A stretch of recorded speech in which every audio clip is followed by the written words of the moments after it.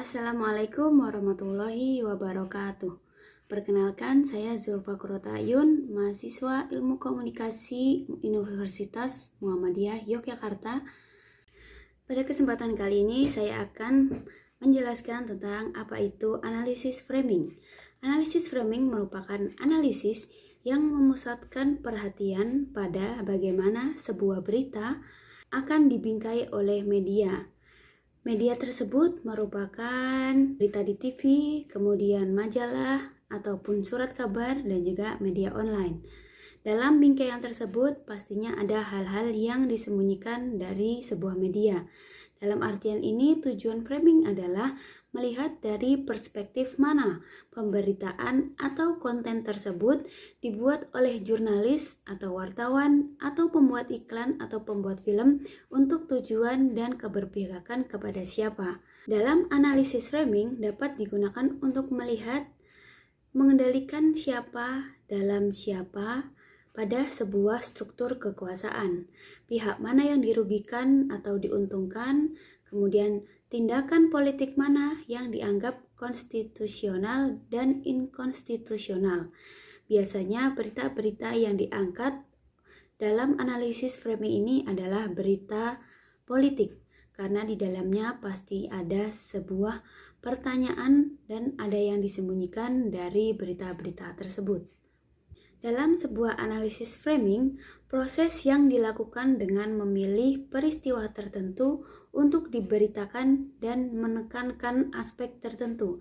Jadi di dalam berita itu ada yang akan melihatkan bagaimana sebuah aspek-aspek akan terlihat seperti dihilangkan ataupun disembunyikan. Seperti misalnya melalui kata, aksentuasi kalimat, gambar, atau kerangka tertentu.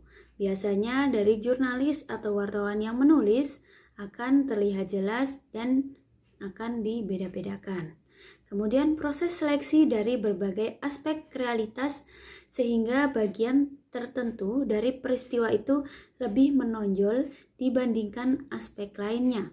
Ia juga menyertakan penempatan informasi-informasi dalam konteks yang khas sehingga sisi tertentu mendapatkan alokasi lebih besar daripada sisi yang lainnya.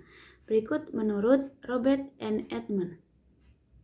Pada analisis framing dapat terlihat bagaimana akar dari permasalahan dan yang utama adalah kita dapat mengetahui ideologi dan dasar pemikiran dari pengelolaan media massa tersebut.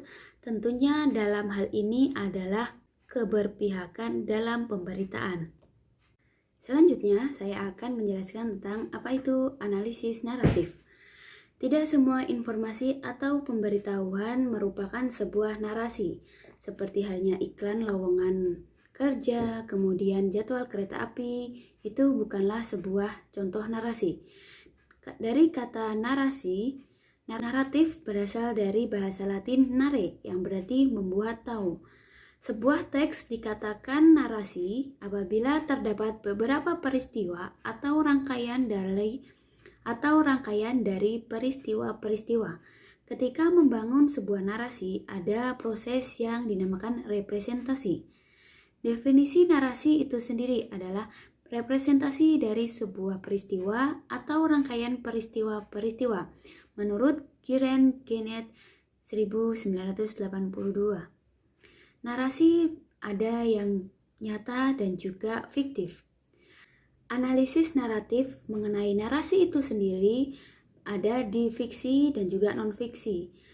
Seperti halnya kalau fiksi yaitu ada novel, ada film, dan menempatkan teks pada sebuah cerita. Itu sebagai narasi. Titik sentral dari analisis naratif adalah bagaimana sebuah peristiwa disusun dan ada jalinan antara satu peristiwa dan peristiwa lainnya.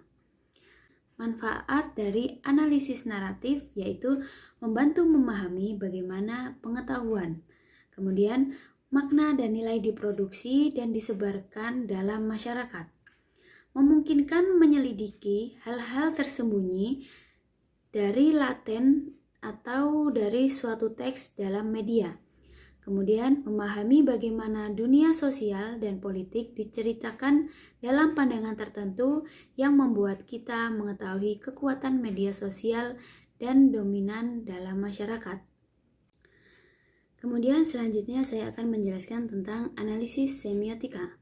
Semiotika dari bahasa Inggris yaitu semiotik berasal dari bahasa Yunani semion yang berarti tanda. Semiotika diperkenalkan oleh Ferdinand de Saussure. Untuk memahami gagasan Saussure, kita perlu memahami tentang penanda dan juga petanda, serta linguis dan parol. Mari kita awali satu persatu. Pertama, tanda atau sign, terdiri dari dua aspek, yaitu penanda dan petanda. Penanda dapat dimengerti sebagai bentuk atau wujud secara fisik. Kemudian, penanda bisa berupa bunyi, gambar, huruf, dan sejenisnya.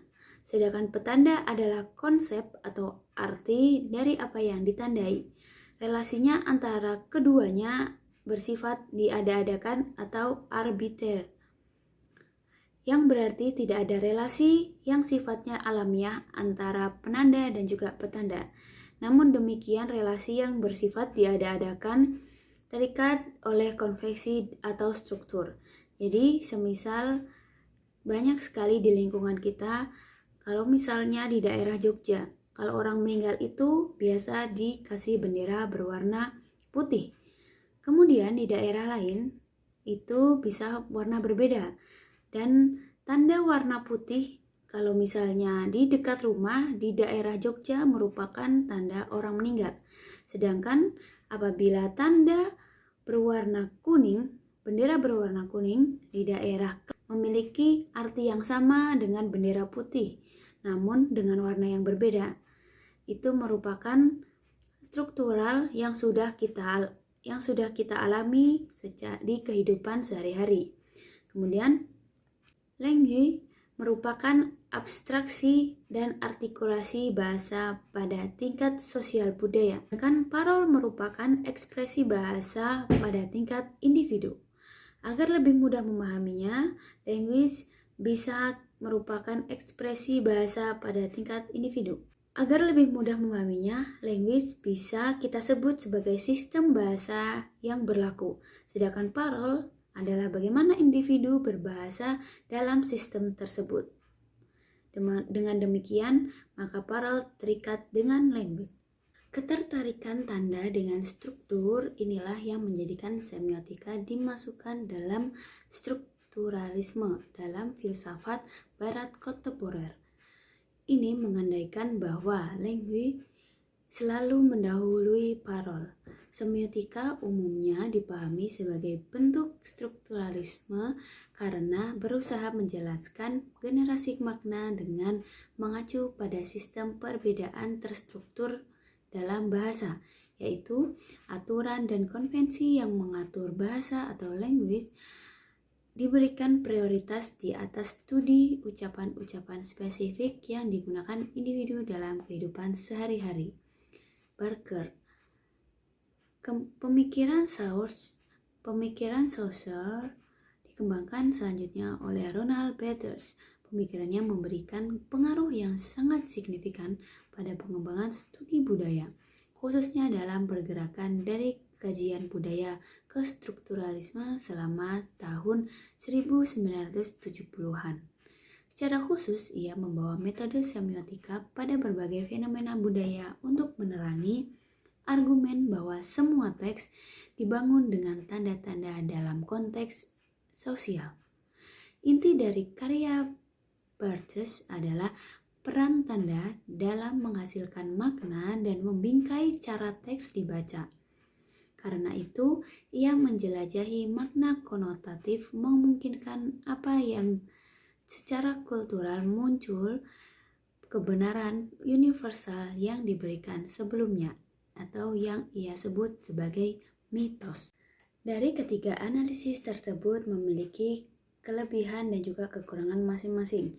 Setiap bidangnya akan meneliti dengan penelitian yang khusus dan juga terdapat tempat yang berbeda-beda.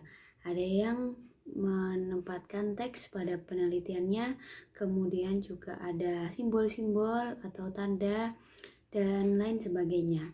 Dari ketiga tersebut semuanya menganalisis dengan metode kualitatif. Semoga apa yang saya sampaikan bisa berguna dan dapat dipahami. Terima kasih dan mohon maaf apabila ada salah kata dan juga salah ucap. Wassalamualaikum warahmatullahi wabarakatuh.